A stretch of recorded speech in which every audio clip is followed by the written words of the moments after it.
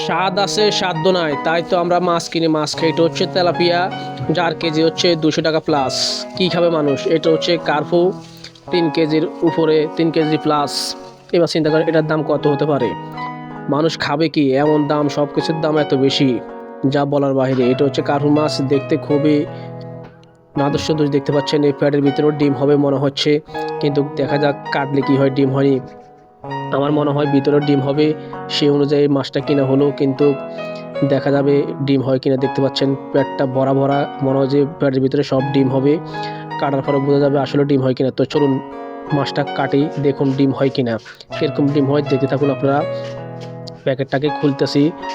মাছের প্যাকেট খোলার পরে দেখবেন কীভাবে আমরা মাছটাকে কাটি। কাটার পরে দেখবেন আসলে কি মাছের ভিতরে ডিম হয় না অন্য কিছু হয়।